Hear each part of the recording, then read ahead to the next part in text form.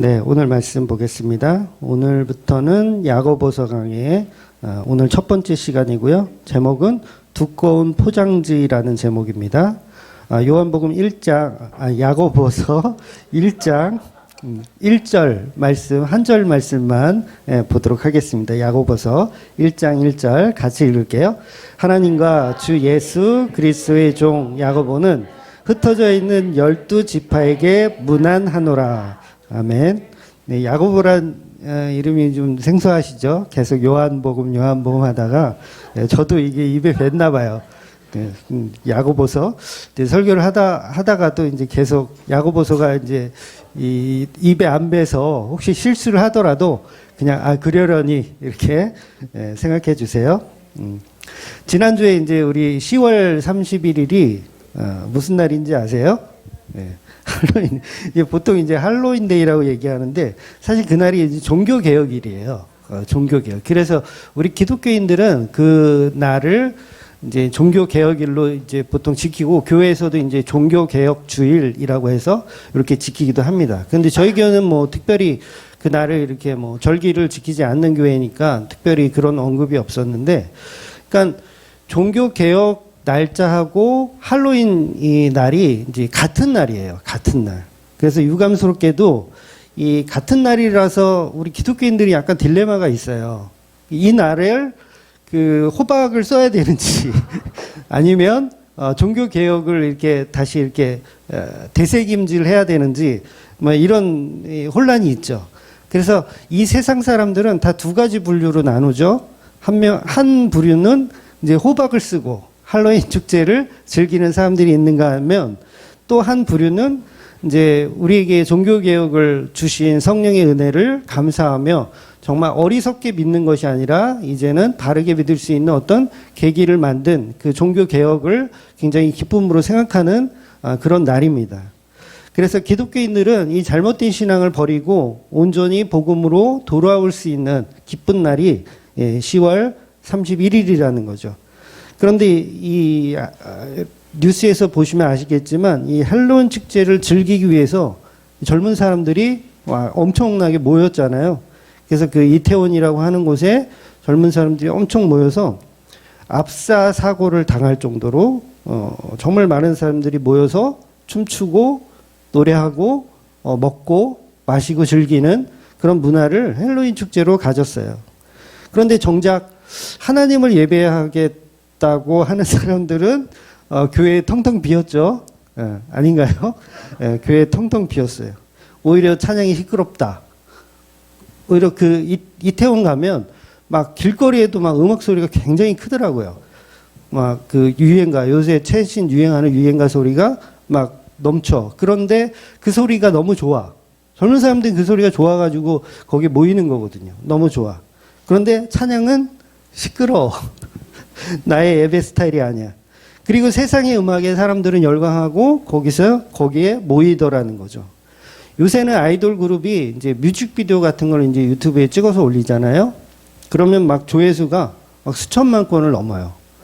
그 싸이의 강남 스타일 아시죠? 굉장히 오래된 노래인데도 제가 이번 주에 보니까 그 유튜브 조회수가 45억이더라고요. 조회수가 45억이에요. 전 인류가 다 본 거야. 전 인류가. 그런데 CCM을 찬양하는, 하나님을 찬양하는 그런 노래를 뮤직비디오를 찍어서 올렸다. 그러면 몇 명이나 볼까요? 10만 올리기도 힘들어요. 그만큼 이제 세상의 문화를 우리는 더 가치 있게 여기고 하나님을 찬양하고 하나님을 예배하는 문화는 이제 점점점 사라지고 있어요. 아마 10년, 20년 후에는 교회는 이제 죄송하지만 우리 노인분들만 모여서 찬양도 그냥 이렇게 그냥 육성으로만, 물론 이제 요새 작은 교회들은 반주기를 틀어서 놓고 하는데 그렇게 될 날이 이제 머지 않았다는 거예요. 그러니까 대형 교회는 그나마 좀 지금 버티지만 대형 교회도 어느 순간 시간이 지나면 텅텅 비어서 다 어디로 가요? 호박 쓰러. 이태원 같은 데로 다 모이는 거죠. 왜? 여기는 재미가 없으니까요. 교회는 재미가 없고 만족시키지 못한다고 생각하기 때문에 그래요. 그래서 오늘날의 교인들은 모이기를 패하죠. 모이기를 힘쓰는 것이 아니라 모이기를 패하고 각자 자기만의 공간을 만들어서 거기서 하나님과 1대1로 접신하는 거예요. 그리고 나는 신앙생활 잘 하고 있다라고 착각을 하게 만들더라는 거죠. 누가 그렇게 만든다고요? 세상 문화가 그렇게 만들어 가고 있는 거예요. 나라에서 코로나로 사회적 거리두기를 하라니까 하나님과 거리두기를 하고 있어요. 누가? 우리 성도들이. 그러니까 교회는 텅텅 비어가는데 이태원은 발 디딜 틈이 없어가지고 사람들이 너무 많아서 압살을 당하는 이런 사건이 일어나는 거예요. 좀 교회에서 그렇게 좀 순교해 보세요. 길을 쓰고 예배 드리러 와가지고 발 디딜 틈이 없어가지고 순교해 보세요. 근데 그럴 일이 없죠. 이처럼 인간들은 예수님의 십자가 복음보다는 그 대상이 누구든지 하나님 앞에 노래하고 춤추고 먹고 마시는 게 아니라 자기들이 원하는 우상을 세워놓고 그 앞에서 먹고 마시며 즐거워하더라는 거예요. 그러니까 하나님이란 대상이 아니라 드라큘라를 흉내내고 막 헬로윈 그 축제를 막 즐기더라는 거죠. 세상은 먹고 놀고 춤추고 즐기는 걸 좋아합니다. 왜냐하면 요한복음의 결론으로 말씀드린 것처럼 여러분 천국에 가면 춤추고 놀고 먹고 이런 쾌락이 있을까요? 없을까요? 말 잘하셔야 돼요. 있어요. 하나님 앞에서 기뻐 뛰며 춤추며 노래하고 즐거워하며 먹을 것을 맛있게 먹고, 그러니까 이태원 축제하는 것처럼 정말 그런 게 천국에도 있습니다. 그런데 뭐가 달라요? 대상이 다른 거예요. 대상이. 그러니까 쾌락 자체가 죄는 아니에요. 젊은 사람들이 그런 데를 추구하잖아요. 쾌락을 즐기기 위해서 그런 데를 가잖아요. 그 자체가 나쁜 건 아니에요. 왜? 인간의 본성에는 쾌락을 추구하는 마음이 누구에게나 있어요. 그 자체가 나쁜 게 아니에요. 여러분, 음란한 게 나쁘잖아요. 음행이 나쁘잖아요. 그런데 부부가 서로 사랑하면서 애정을 나누는 건 어때요? 그게 나쁜 건가요? 아니요. 그건 너무도 아름다운 사랑인 거예요. 그러니까 성경에는 분명히 하나님 앞에서 우리가 먹고 놀고 춤추고 노래하고 이런 말들이 시편에 가득하게 있습니다. 그런데 인간은 그 쾌락을 즐기면서 하나님을 대상으로 하는 것이 아니라 내가 만들어 놓은 우상을 향해, 그리고 나 자신이라는 그냥 쾌락주의, 나의 쾌락을 위해서만 살아가기 때문에 그걸 끔찍한 우상 숭배라고 얘기를 하는 거예요. 내 자신만을 위해서 먹고 놀고 춤추는 것은 음행이고 간음입니다. 그러나 복음 안에서, 예수 안에서, 하나님 안에서 움직이는 어떤 것들은, 쾌락은 오히려 아름다운 것이라는 거예요. 그래서 윤리 도덕을 지키더라도 그것이 예수 안에서 지켜야 복음이지, 예수 없이 윤리 도덕을 열심히 지켜봐야 그건 죄라는 거예요. 그래서 예수 안 믿는 사람은 윤리 도덕을 아무리 지켜봐야 지옥을 피할 수가 없는 거예요. 그래서 구제, 봉사 아무리 열심히 해도 십자가 은혜가 없으면 지옥을 피해 갈 수가 없더라는 거죠. 그래서 이 야고보서를 우리 교인들이 많이 오해하는 것 중에 하나가 전부 윤리 도덕으로 이 야고보서를 보기 때문에 그래요. 그러니까 이게 야고보서가 5장까지밖에 없거든요. 마음 먹고 읽으면 한 20분이면 다 읽어요. 20분이면 다 읽습니다. 그런데 그 내용이 전부 윤리 도덕적인 것 같아요. 뭐 해라, 뭐 하지 마라, 뭐 이런 식으로 윤리 도덕적인 것처럼 들립니다. 그것은 유대인처럼 예수가 없는 다른 율법책을 통해서 예수가 없는, 그러니까 예수가 없는 율법책을 믿으면 그거는 우상숭배잖아요. 그러니까 그거에 대한 이야기를 하고 있는 거예요, 야고보가. 그러니까 뭘 사용하는 거예요? 율법이라는 것을 들어서 복음, 예수를 설명하고 있는 거예요. 그러니까 이 야고보서의 내용들을 보면요, 어느 책하고 비슷한 줄 아세요? 산상수훈하고 거의 비슷해요. 예수님 말씀하신 산상수훈하고 거의 비슷하고, 잠언에 있는 그 지혜의 글들, 그것들을 좀 인용했어요. 그러니까 야고보는 새로운 자기의 어떤 교리, 새로운 논리를 주장하는 게 아니라 예수님이 이미 하셨던 말씀을 그대로 되풀이하는 거예요. 그런데 우리는 야고보서의 말을 어떻게 듣냐면 예수님이 하실 때는 그런가 보다 해. 그때 야고보서가 얘기하니까 듣기 싫은 거야.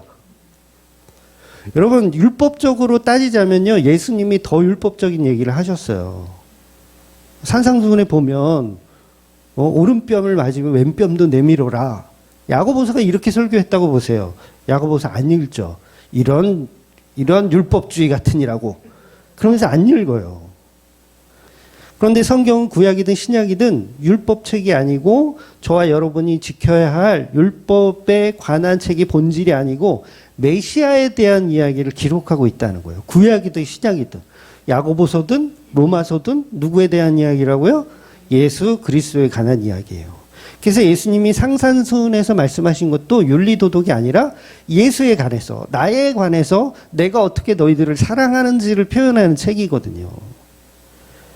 즉 예수 그리스도라는 그분에 관한 설명을 구약 속에 은닉하여 우리에게 전달하는 것처럼 신약의 말씀에도 율법 자체가 목적이 아니고 그 안에 예수 그리스도가 은닉되어 있는 거예요.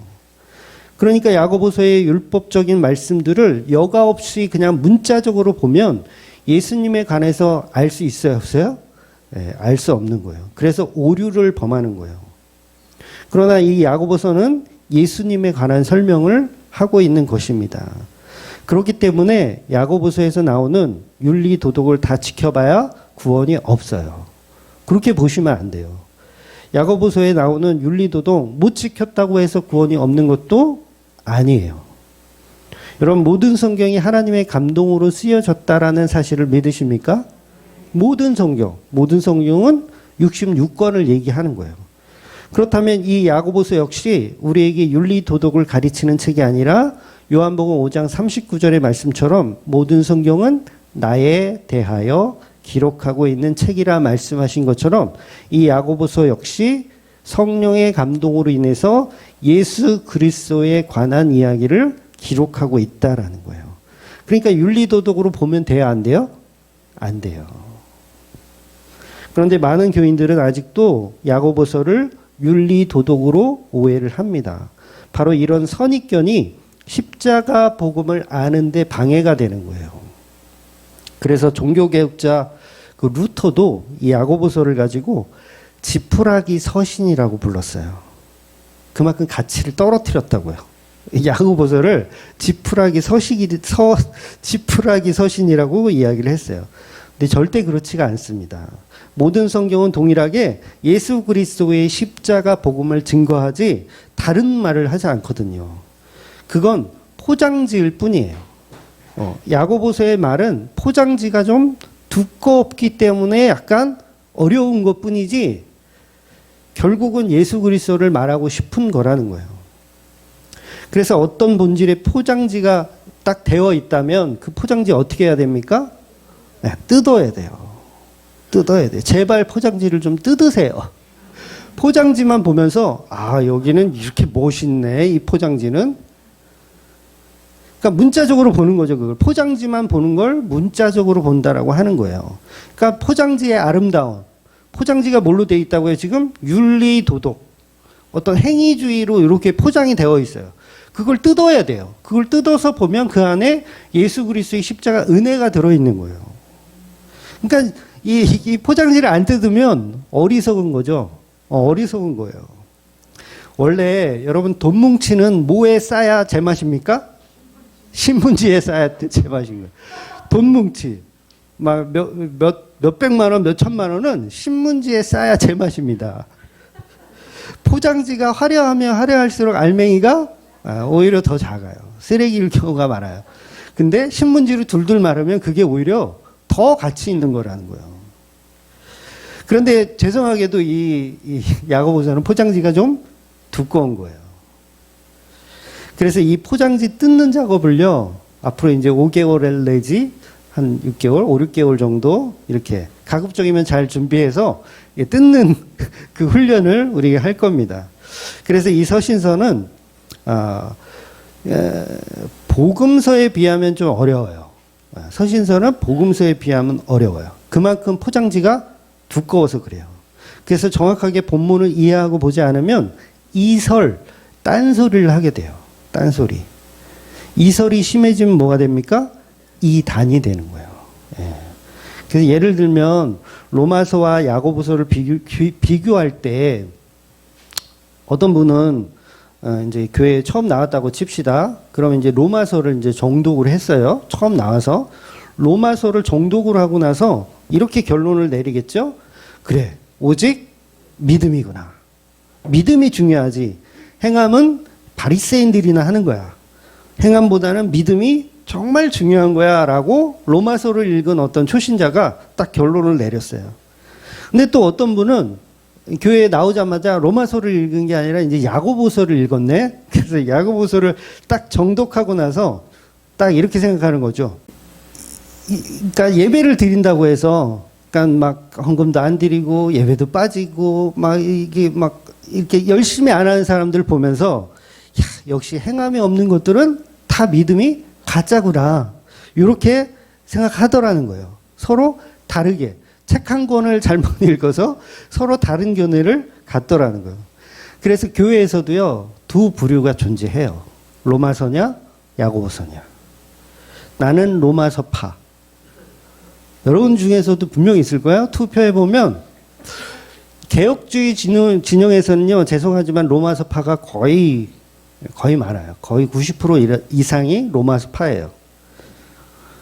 그리고 야고보서파는 의외로 적어요. 근데 어떤 이단 교회에 가면 오히려 야고보서파가 한 90% 이상 돼요. 또 어느 이단 교회에 가면. 그래서 교회는 항상 이 두 부류가 존재하더라는 거죠. 그래서 이 야고보서와 이 로마서를 비교할 때 서로 다른 얘기를 하고 서로가 서로를 열등하게 여겨요. 로마서파는 야고보서를 읽는 사람들을 열등하게 여기고 또 반대로 야고보서를 읽는 사람들은 로마서를 열등하게 여기는 거예요.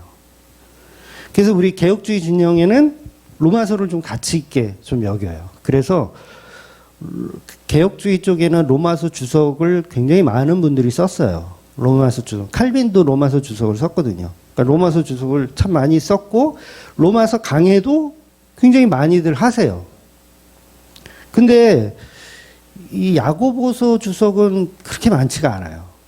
또 야고보서 강해도 그렇게 많지가 않습니다. 그러니까 개혁주의 진영에서는 그렇다는 거예요. 그래서 개혁주의 진영에서는 이 야고보서가 찬밥이에요. 왜 이렇게 찬밥 신세를 면치 못하냐면 포장지가 두꺼워서 그래요. 포장지가. 물론 행위주의 이단들에게는 너무 좋은 도구죠. 야고보서는 너무 좋은 도구예요. 예, 포장지를 이렇게 막 벗길지도 모르면서 그 포장지 자체로 그냥 막 이렇게 자기 것으로 만드는 거죠.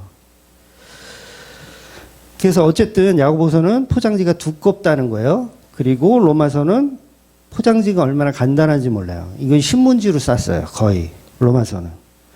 그래서 로마서 시작하는 그 1장 1절 2절 보면 어떻게 되어 있는지 아세요? 그냥 노골적으로 예수에 관한 이야기를 내가 지금부터 시작한다. 이렇게 해놨어요. 예수에 관한 이야기를 내가 이제 시작한다. 모든 선지자의 글과 모든 것들을 내가 이제 시작한다. 2절을 한번 제가 읽어드릴게요. 이 복음은 로마서 1장 2절이에요. 야고보서 아닙니다. 이 복음은 하나님이 선지자들을 통하여 그의 아들에 관하여 성경에 미리 약속하신 것이라. 이러면서 신문지야 그냥. 포장지가 없어. 바로 예수에 관해서 이야기를 시작하는 거예요. 근데 우리가 이제 볼 야고보서는 1장 1절을 보면 어떻게 되어 있냐면 하나님과 주 예수 그리스도의 종 야고보는 흩어져 있는 12지파에게 문안하노라. 여러분 이 말이 약간 어떤 느낌이에요? 아직도 구약 성경 읽는 것 같지 않으세요? 하나님과 주 예수 그리스도의 종 야고보는 흩어져 있는 12지파에게 문안한대요. 아직도 구약처럼 보이죠? 왜냐하면 그 당시 교회에 12지파라는 개념이 있나요? 12지파라는 개념이 없어진 지 오래예요. 12지파라는 개념이 없어요. 왜냐하면 새롭게 만들어진 교회들은 이방인들이 많이 들어왔기 때문에 12지파라는 개념을 굳이 쓸 필요가 없었어요. 그래서 이어지는 2절 말씀을 보면 도대체 예수님의 복음은 없어요. 예수님의 복음은 없고 인간이 뭘 해야 하는지를 설명해요. 야고보서가. 시험을 당하거든 기쁘게 여겨라. 시련은 인내를 만들어준다. 지혜가 부족하거든 기도하라. 예수님 이야기는 없어요. 아니 예수님 이야기는 없고 우리가 뭘 해야 되는지를 설명하더라는 거예요. 로마서처럼 그냥 대놓고 내가 지금부터 예수 그리스도에 관한 이야기를 시작한다. 이러면 이게 포장지가 신문지인데 이거는 무슨 얘기인지 도대체 어려워요. 아직도 율법을 읽는 것 같은 느낌이라는 거죠. 그래서 시작하자마자 예수 믿으라는 말은 없고 여전히 구약의 언어를 사용하고 있어요. 12지파. 이건 뭐 서론, 본론, 결론도 없이 아직도 율법이 그냥 튀어나오고 있는 거예요. 그럼 왜 야고보서는 예수님 이야기가 없죠? 왜 예수님 이야기가 없을까요? 실제로 야고보서 전체에 예수 그리스도는 단어가 딱 2번밖에 안 나와요. 그러니까 오늘 첫 번째 이제 인사할 때 한 번 나오고 그 다음에 2장 1절에 한 번 나와요. 그 다음에 예수 그리스도라는 얘기가 없어요. 그러니까 루터가 이건 복음도 없고 믿음도 없고 이건 하찮게 여길만 하죠. 하찮게 여길만 한 거예요. 그래서 지금도 개혁주의 진영에서는 야고보서를 하찮게 여기는 거예요. 이건 믿음도 없고 예수 그리스도에 관한 증거도 없고 전부 행위 위주네. 그러니까 너는 지푸라기 서신이야. 이렇게 하는 거예요. 실제로 어떤 개혁주의 교회는요. 야고보서를 가급적이면 읽지를 말라고 하는 교회도 있더라고요. 가급적이면 야고보서를 읽지 말래요. 그러면 잘못된다고. 교만해지고 이 바리새인처럼 된다고. 그런데 그건 뭐예요? 포장지를 제대로 뜯지 못한 생각인 거예요. 그래서 이런 율법주의 야고보라고 우리가 욕을 하죠. 율법주의 야고보. 아직도 유대인의 티를 못 버렸구나. 그러니까 야고보는 유대인이거든요. 유대인의 티를 못 버렸구나. 에이 지푸라기 서신. 사실은 본인들이 이 포장지를 뜯지 못하고 있는 거면서. 그렇지만 이 야고보서 역시 성령의 감동으로 쓰여진 책이 맞죠. 그렇다면 예수를 증거하는 책이 맞습니다. 그래서 로마서나 야고보서나 모두 예수 그리스도를 증거하는 데 부족함이 있다 없다? 없다. 근데 왜 부족하다고 느끼자면 우리에게 지혜가 부족하다는 거예요. 성령의 은혜가 부족하기 때문에 못 알아보는 거예요.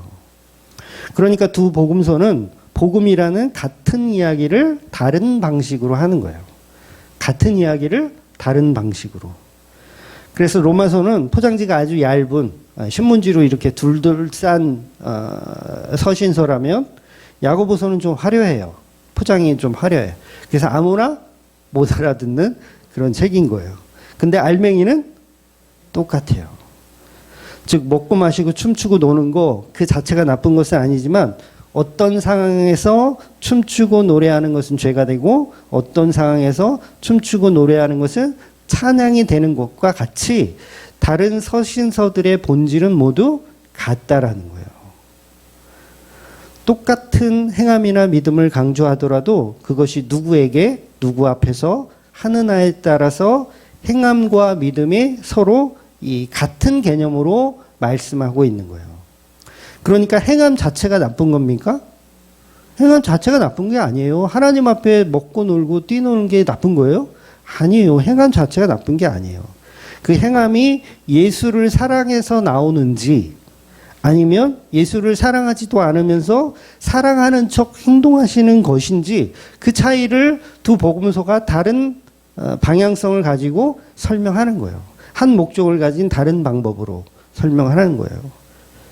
그러니 말씀도 보고 예배도 참여하고 찬양도 하고 기도도 하지만 예수를 사랑하지 않으면 그건 우상 숭배가 된다는 걸 이제 로마서는 그렇게 이야기를 하는 거예요. 그리고 야고보서는 예수를 사랑하는데 어떻게 말씀도 안 보고 예배도 안 드리고 찬양도 안 할 수 있겠느냐? 행함이 없으면 그건 가짜다. 이렇게 설명하는 거예요. 또한 구약의 율법처럼 아직 구약에 익숙한 그 디아스포라 유대인들, 그들에게 복음의 통로를 제시하고 있는 것이기도 해요. 그래서 그 당시 이 야고보서가 이 서신서를 쓸 때 교회 안에 어떤 이단들이 많이 있다고 그랬어요? 영지주의 이단들이 많았어요. 지금 우리 한국교회는 율법주의 이단이 거의 많죠. 그런데 이 당시는요, 영지주의 이단이 그렇게 많았어요. 저희 때하고는 반대예요. 그래서 영지주의 이단은 헬라적인 이원론을 가지고 들어온 거예요. 그러니까 이방인들이 헬라적 사고를 갖고 있잖아요. 그리스의 어떤 그런 문화적, 철학적 사고를 갖고 있기 때문에 교회 안에 들어와서 영지주의적인 사고를 막 이렇게 교회 안에 퍼뜨리는 거예요.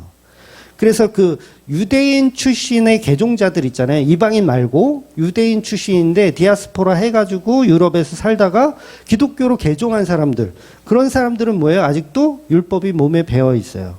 그러니까 영지주의를 부시려면 누가 필요하냐면 유대적 사고를 가지고 있는 개종한 기독교인들이 필요한 거예요. 안 그러면 이게 다 이단으로 가버리거든요. 그래서 야고보서는 누구에게 편지를 쓰고 있냐면 그 유대교에서 그 개종한, 그리스도로 개종한 디아스포라인들에게 지금 편지를 보내고 있는 거예요. 그래서 이 서두에 12지파에게 내가 문안하노라 이렇게 보내고 있는 거예요. 그래서 이 부분을 이해하셔야 이게 전체적인 맥락을 파악할 수가 있어요. 그래서 포장지가 두껍다고 이야기하는 거예요. 그래서 이 야고보서는 한 개인이나 한 교회에 보낸 편지가 아니에요. 그래서 이걸 공동서신이라고 해요. 공동서신. 그런데 로마서를 비롯한 바울의 서신들은 뭐예요? 전부 개인 서신이에요. 한 개인에게 주거나 뭐 디도서라든가 뭐 디모데 전후서는 개인에게 주는 편지예요. 1대1로 주는 편지. 그런데 다른 서신서들도 보면 한 교회에 주는 거예요. 로마 교회는 로마 교회, 고린도 교회는 고린도 교회, 에베소 교회는 에베소 교회. 한 교회에 주는 거. 그런데 이 야고보서는 한 교회에 주는 게 아니에요.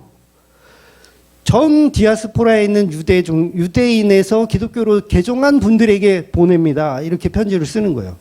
그러니까 당연히 해석을 달리해야 돼요. 사도 바울은 딱 그 교회에 보내는 거니까 본질적으로 포장지가 필요 없죠.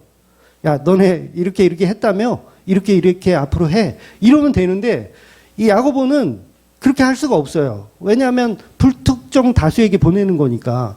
그러니까 포장지가 두꺼울 수밖에 없는 거죠.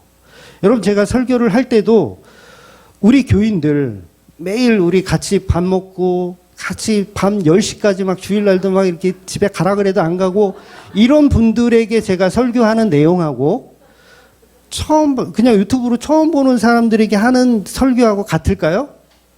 달라요. 다를 수밖에 없어요. 왜냐하면 그 유튜브로 듣는 사람들에게는 내가 포장을 해야 돼. 자꾸 오해를 하니까 포장을 막 해야 돼. 근데 다 알아. 우리 집에 밥 숟갈이 몇 개인지 다 아는 분들한테는 신문지를 그냥 둘둘 싸서 툭툭 던져도 다 알아들어요. 오해가 없어요. 그러니까 그런 느낌인 거예요. 지금 야고보서는 포장지가 두꺼울 수밖에 없어요. 그래서 이 말씀을 해석할 때 당시 디아스포라 교회들, 즉 사도행전에 나오는 모든 교회들에게 보내는 편지이지만 그 중에서도 유대교회에서 기독교로 개종한 사람들에게 보내는 편지라는 거예요. 그래서 이 야고보의 의도는 이 이방인들에게 보내는 편지는 아닌 거예요. 유대인들에게.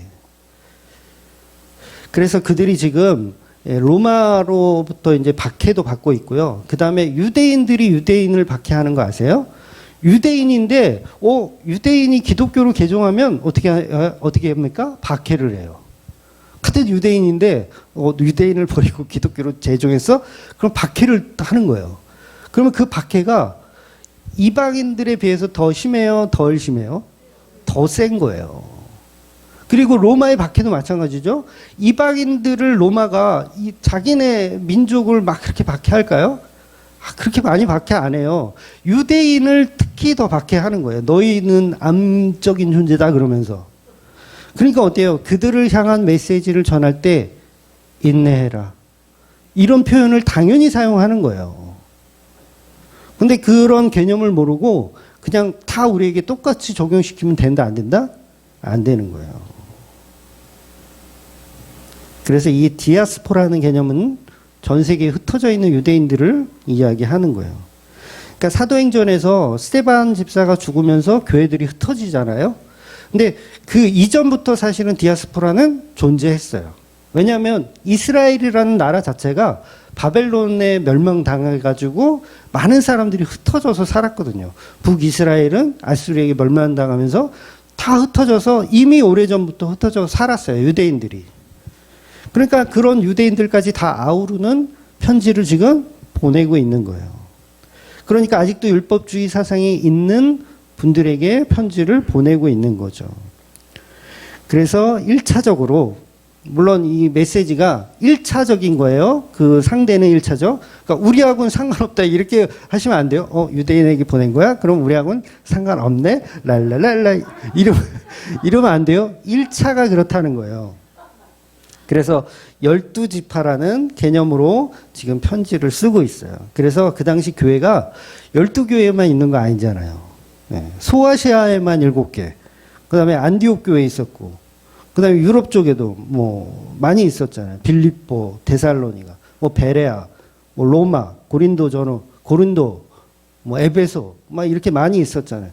그러니까 그것만 대충 해도 한 15개, 16개가 되는데 12지파라는 개념은 이제 그 교회들에게 보내는 게 아니라 그 구약에 있는 그 12지파를 이렇게 모형해서 보내고 있는 거예요.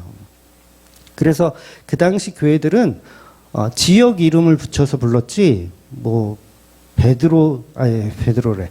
뭐 야곱 지파, 무슨 뭐 베냐민 지파 뭐 이런 식으로 부르지 않았다는 거예요. 그래서 야고보서는 서두에 12지파에게 문안한다. 이건 공동서신이라는 거예요. 유대인에게 보내는 공동서신. 그래서 로마서는 시작할 때 바로 이제 내가 예수님에 관한 이야기를 시작할게 하는데 야고보서는 마치 율법의 연장선인 것처럼 설명하고 있는 거예요. 그래서 이 성경의 의도가 굉장히 놀랍지 않아요? 맞춤식 어떤 그런 의도가. 그래서 교회도 여러 군데 존재하는 것이요. 교회가 지금 주맘교회만 이 세상에 있는 게 아니잖아요. 여러 군데 존재하잖아요. 근데 포장지가 교회마다 다 달라요. 그래서 자기 수준에 맞는 데를 다니시면 돼요. 그러니까 여러분도 한 3년 이렇게 다니다가 여기는 이제 내 수준이 아닌 것 같아. 그러면 어떻게 해요? 다른 데로 더 수준이 좀 높은 데로 가시면 돼요. 제가 수준이라고 표현하는데 이해하고 들으세요. 이 수준이란 개념은 포장의 개념인 거예요. 포장의 개념. 그래서 그게 안 맞으면 그거에 맞는 길로 이렇게 떠나는 거예요. 그래서 저는 기쁘게 보내드릴 수 있어요. 그러다가 또 이렇게 좀 수준이 비슷해지시면 다시 오시면 되니까. 여러분 생각해 보세요. 중학생이 유치원생들하고 막 이렇게 될까요? 교육이? 고등학생이 중학교 1학년생들하고 교육이 될까요? 안 되는 거예요. 그래서 복음의 포장지가 다른 거예요. 복음의 포장지. 전달하는 포장지가 달라서 그 포장지에 맞는 교회를 찾아가면 그게 그만이에요. 그래서 고만고만한 사람들이 모여 있는 거예요. 그래서 예수님이 사도 바울을 쓰실 때 나는 너를 이방인들을 위한 종으로 사용했다. 그러니까 이방인들을 위한 포장지를 갖고 있는 너로 사용했다예요. 그래서 이방인들 찾아다니잖아요. 사도 바울은 계속 이방인들. 그에 반해 야고보는 유대인 출신이면서 유대교 안에 예루살렘 교회에서 그 유대교에서 기독교로 개종한 사람들을 이렇게 아우르는 역할을 한 거예요. 그래서 예루살렘 교회의 수장이면서 유대인 출신이면서 기독교로 개종한 사람들을 상대로 목회를 잘하는 사람이 바로 야고보였던 거죠. 그래서 어떻게 보면 야고보는 교회 내에서 이렇게 목회를 했던 사람이고 사도 바울은 선교사로 이렇게 파송돼서 나간 거예요. 그 선교하는 데 필요한 돈은 야고보가 이렇게 조달도 해주고 물론 이제 거꾸로 할 때도 있어요. 사도 바울이 돈을 갖다 주는 경우도 있어요. 그러니까 서로 포장지가 다른 거예요. 포장지가. 근데 그것도 모르고 야고보가 옳다. 그러니까 사도 바울이 옳다. 이러고 싸우고 있어요, 우리가. 아직도 그래요, 개혁주의가. 그래서 이 야고보서를 기록한 야고보는 사도 야고보 아닙니다. 뭐 큰 야고보, 작은 야고보 둘 다 아니에요. 예수님의 동생 야고보로 보는 게 맞아요. 예수님의 동생입니다. 어떤 동생? 친동생.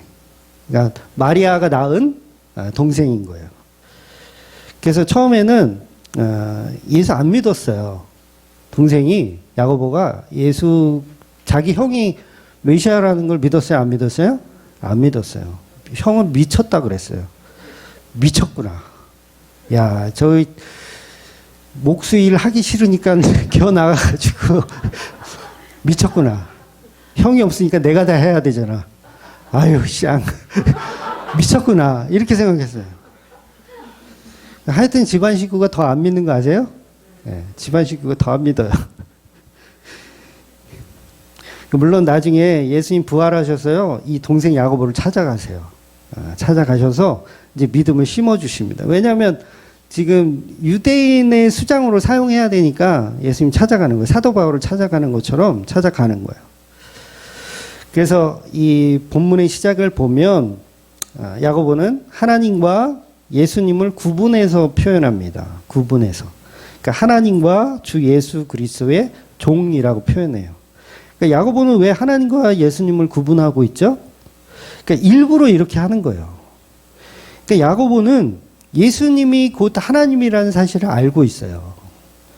그런데 일부러 분리해서 설명하는 거예요. 이걸 포장이라고 하는 거예요. 포장지. 그래야 거부감이 없는 거예요. 포장지. 그래서 하나님과 예수님을 구약적 의미로 이렇게 표현하고 있는 거예요. 그러나 동등하다. 그래서 하나님 나오고 그 다음에 예수 그리스도가 나오는 거예요. 그리고 자기를 종으로 표현해요. 나 예수님의 동생이 말한다. 이랬으면 더 좋았을 텐데 그러면 이제 버릇없다고 했을까요? 그랬을 텐데 자기를 낮추어서 종이라고 표현하는 거예요. 그래서 12지파에게 문안한다 이렇게 시작을 하는 겁니다. 그래서 교회는 12지파 개념 없어요. 이건 신천지들의 개념이에요. 12지파 개념 없어요. 그래서 사도행전에서도 보면 음식 먹는 것, 구제하는 것, 교회에서 이게 유대인하고 헬라인하고 이렇게 차별 둔 거 아세요? 헬라인 출신, 유대인 출신 이렇게 차별해요. 그러니까 질서가 잡히지 않으니까 교회에서 7집사를 세워서 그 질서를 잡도록 이렇게 합니다. 즉 신약의 교회는 지파의 개념이 사라져 있는 거예요. 신약의 개념은 사라져 있습니다.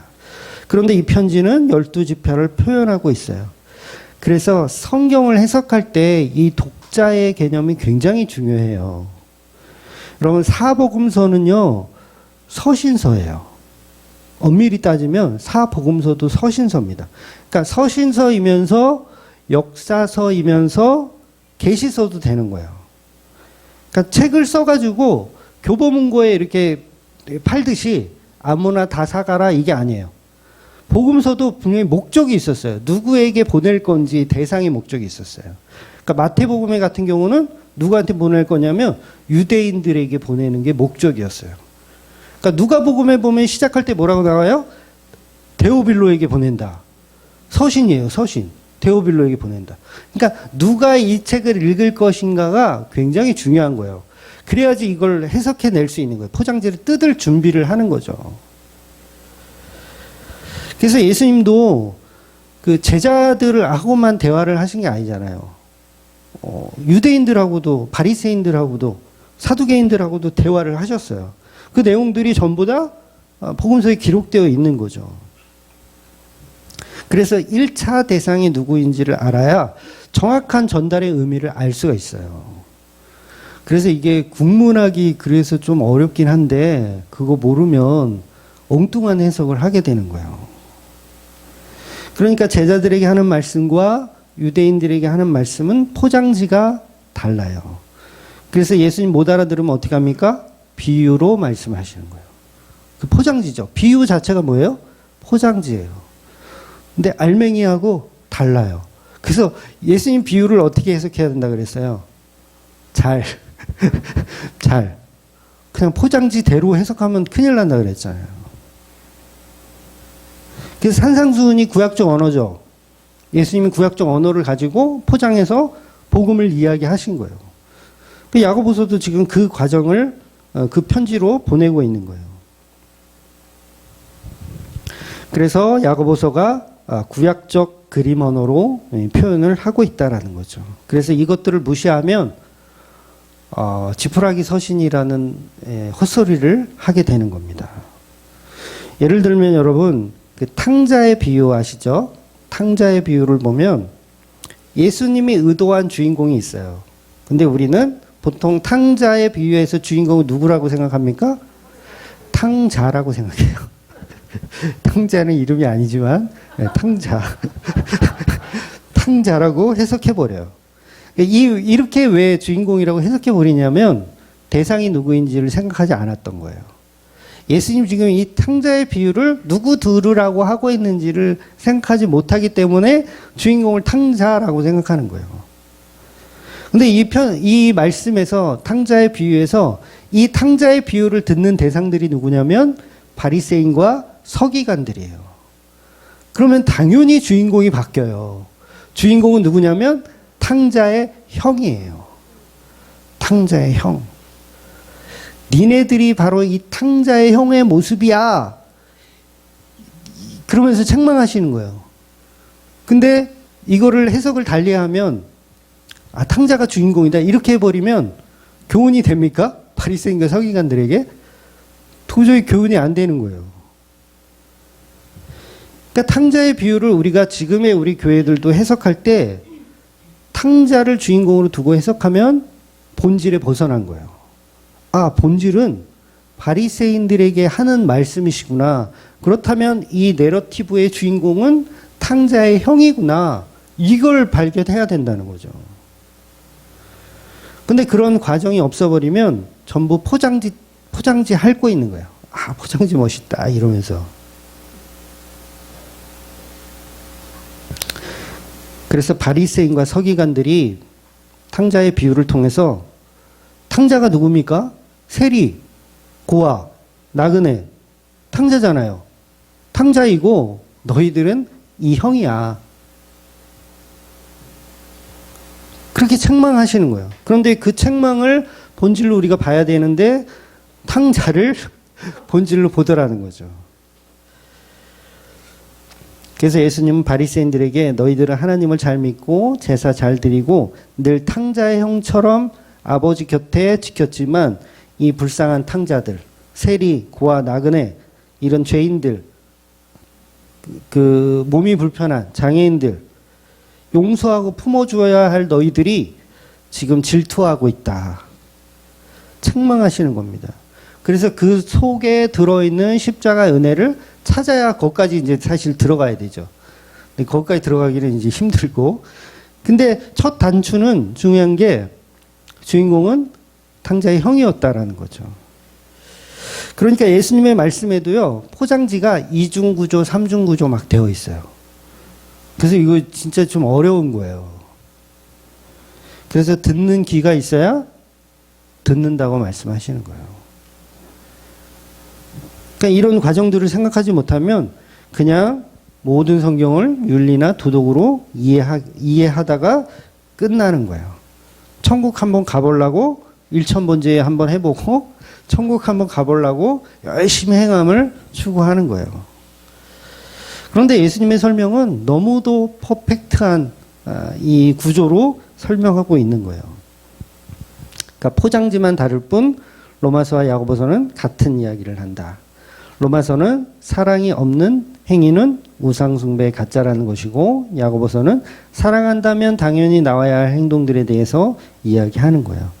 그래서 우리 말씀을 한 군데 좀 명확하게 좀 보고 넘어갔으면 좋겠어요. 로마서 4장 2절하고요. 야고보서 2장 20절입니다. 이 두 말씀을 한번 유심히 한번 좀 봤으면 좋겠어요. 한번 읽어볼게요. 4장 2절 로마서 만일 아브라함이 행위로서 의롭다 하심을 받았으면 자랑할 것이 있으려니와 하나님 앞에서는 없느니라. 야고보서 2장 21절 우리 조상 아브라함이 그 아들 이삭을 제단에 바칠 때에 행함으로 의롭다 하심을 받은 것이 아니냐. 네, 서로 지금 똑같은 아브라함의 사건을 두고 로마서는 행위로서 의로움을 받은 게 아니라 믿음으로 의로움을 받았다라고 이야기하고 있고요. 야고보서는 반대로 행함으로 의롭다함을 여겼다고 하는 거예요. 서로 다른 소리예요. 싸울만 하죠. 파당이 만들어질만 하죠. 그러니까 이게 뭐라고요? 포장지가 다른 거예요. 포장지가. 근데 이걸 그냥 겉 문자적으로 보면 정반대 이야기를 하잖아요. 아마 이 로마서와 야고보서를 두 명의 목사가 서로 다르게 설교했다고 치면 분명히 다른 한쪽에선 이쪽을 이단이라고 하고 이쪽에선 저쪽을 이단이라고 할 거예요. 이런 행위주의자들, 영지주의자들 그러면서 서로 손가락질을 하고 있을 거예요. 서로 정반대 이야기를 하는 거예요. 그러니까 우리가 지혜가 없으면 못 알아듣는 거예요. 그러니까 제가 설교하는 중에도요, 이런 두 가지 맥락의 설교를 다 할까요? 안 할까요? 제가 다 해요. 두 가지를. 그래서 이걸 포장지라고 하는 거예요. 그러니까 어떤 분들은 그러거든요. 막 찾아. 내가 했던 설교들. 막 찾아. 반대로 얘기했던 거. 막 찾아가지고. 이거 봐라. 이때는 이렇게 얘기하고 저 때는 이렇게 얘기하지 않았냐. 물론 그걸 걸고 넘어진 사람은 그닥 없었어요. 그닥 없어요. 있기는 있었는데 그닥 없었어요. 근데 죄송하지만 이걸 포장지라고 하기 때문에 이거는 듣는 사람이 알아서 성령의 은혜로 깨달아야 돼요.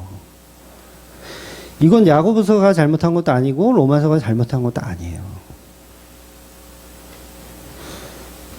아까는 제가 쾌락 자체는 나쁘지 않다, 좋은 거다 이렇게 얘기했잖아요.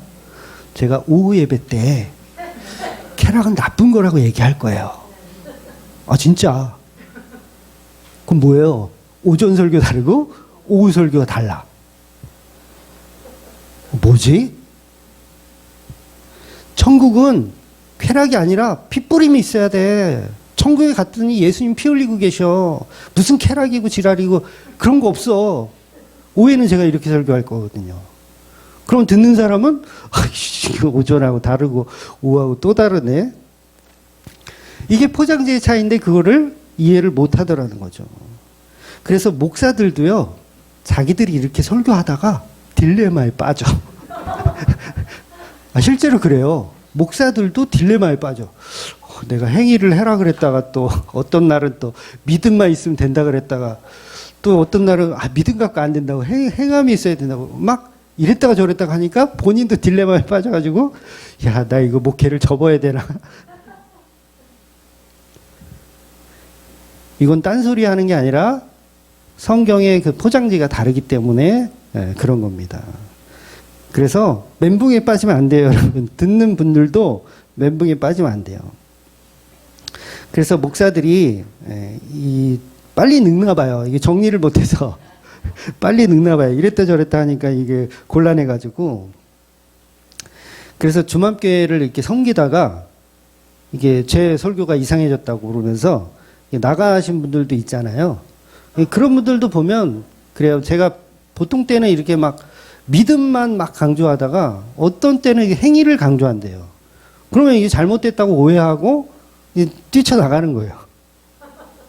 근데 죄송하지만 로마서와 야고보서의 딜레마처럼 그 본문은 포장지일 뿐이라는 거예요. 본질은 똑같은 예수 그리스도인데. 그러니까 미안하지만 그 부분을 이해 못하는 수준이기 때문에 뛰쳐나가는 거예요. 그러면 어떻게 해요? 조금 수준이 떨어지는 교회를 다니면 돼요. 수준이라고 해서 죄송해요. 이거는 뭐 야고보서와 로마서의 포장지가 다른 거라고 생각하시면 돼요. 그래서 어쩔 수가 없어요. 그래서 우리 주맘교회에 맞으면 있는 거고 안 맞으면 또 다른 데서 있다가 오는 거예요. 또 수준이 우리 주맘교회 수준이 떨어지면 더 수준 높은 데로 가시면 되는 거고요. 그래서 제가 유튜브에 올릴 때도 제가 항상 이게 처음부터 끝까지 다시 듣거든요. 제가 한 설교를 처음부터 끝까지 정독을 다시 해요, 제가. 그리고 뭘 하냐면 가위질을 해요. 이게 왜 해요? 이 포장지를 못 알아들을 사람이 유튜브엔 있거든요. 우리 교인들은 없어요. 그러니까 제가 여과 없이 말할 수 있거든요. 근데 있으니까 가해질을 하는 거예요. 그래서 교회 처음 나온 분하고 교회 한 5년 다니신 분하고 복음을 설명하는 포장지가 당연히 달라야 되는 거예요. 근데 그 개념도 없이 우리 목사님 이상한 설교를 하네? 이렇게 생각을 하더라는 거죠. 성질만 급해가지고 네. 야고보서, 로마서 서로 비교하면서 서로 틀렸다고 이야기하는 거예요. 왜 그래요? 성질이 급해서 그래요. 근데 양쪽 설교 모두 복음의 방향성은 같고 포장지만 다른 겁니다.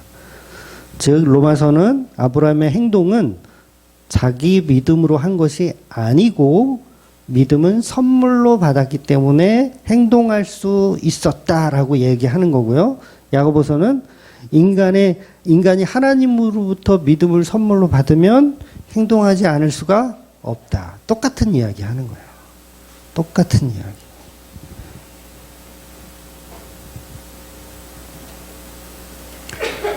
즉 성장하는 순서가 다르듯이 성장하는 순서가 약간 차이가 있는 거예요. 그러니까 이랬다 저랬다 하지 않아요. 성경은. 저도 마찬가지예요. 개척 이후에 한 번도 설교를 이랬다 저랬다 한 적이 없어요. 일관된 설교만 저는 한다고 생각해요. 저 자신은. 뭐 여러분은 아니라고 판단할지 모르겠지만 다만 포장지가 그때그때 다른 것뿐이에요. 그러니까 사도행전에서 나오는 포장지, 요한복음에서 나오는 포장지, 야고보서에 나오는 포장지 다 달라요. 그러니까 야고보서는 어떻게 보면 약간 행위적인 도구를 사용해서 예수 그리스도를 설명할 거예요. 그러니까 조금 어려울 수도 있다는 거예요. 그러니까 뭐가 있어야 된다? 지혜가 있어야 된다. 다음 주에 나올 거예요. 지혜가 있어야 된다. 너희들은. 그래서 제가 오죽하면 설교할 때마다 말버릇처럼 잘 이해하고 들으세요. 이런 얘기 왜 할까요? 불안한 거야. 이 포장지만 핥고 있을까 봐.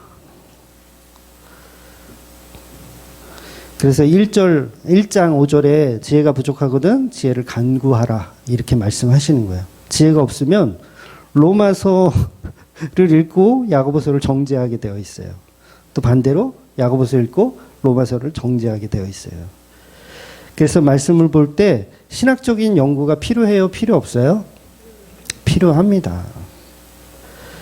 그래서 여러분이 저 같은 목사를 세워서 야 너는 성경 연구 좀 해가지고 제대로 밥상을 차려서 한번 내와 봐라. 이렇게 하는 거예요. 이상한 게 아니에요. 그래서 목사들은 일주일 동안 열심히 뭔가 좀 잘못된 게 없나 12지파의 의미는 도대체 뭔가 막 연구하는 거예요.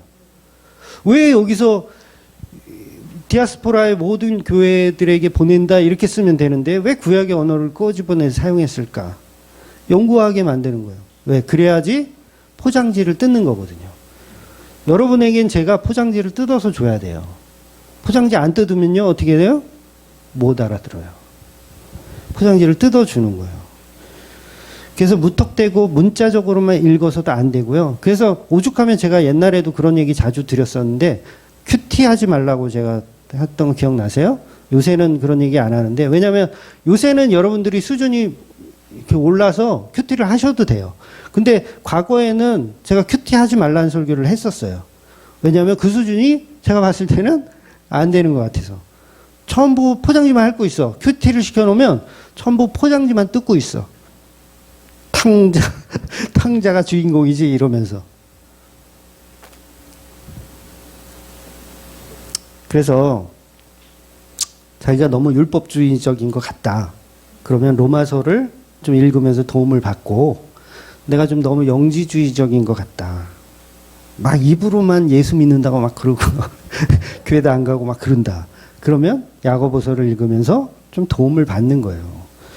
그러니까 그 사람의 필요한 말씀들은 성경 안에 다 있어요. 읽으면 돼요. 읽으면. 그러면 그걸 우리는 지혜가 있기 때문에, 성령의 은혜가 있기 때문에 그걸 해석해낼 수 있더라는 거죠. 그래서 이건 개인적인 이야기지만, 야고보서 이해 못하고 로마서를 보잖아요. 그럼 영지주의에 빠질 가능성이 커요. 그리고 반대로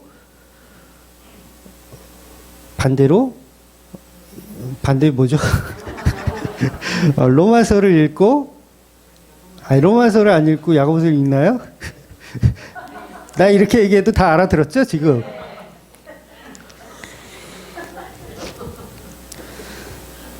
네. 이 말은 서신서들이 서로 후지다는 얘기가 아니에요. 서로 후지다는 얘기가 아니에요. 그래서 여러분, 유럽 사람에게 빨간 김치 그냥 먹으라고 주면 먹습니까? 못 먹어요. 근데 이걸 김치찌개로, 김치 볶음밥으로 맛있게 만들어서 주면, 토마토 케찹 이렇게 해가지고 딱 주면 어떻게 해요? 잘 먹잖아요. 물론 성령의 지혜가 없으면 그것도 죽 써서 개 주는 거지만, 그래서 뭐 서론만 하다가 오늘 끝났는데, 야고보서라는 이 두꺼운 포장지가 잘 벗겨져서 앞으로 그 안에 들어있는 예수 그리스도라는 진리의 말씀을 찾아서 먹으시는 저와 여러분이 되시기를 주의 이름으로 축원드리겠습니다. 아멘. 기도하겠습니다.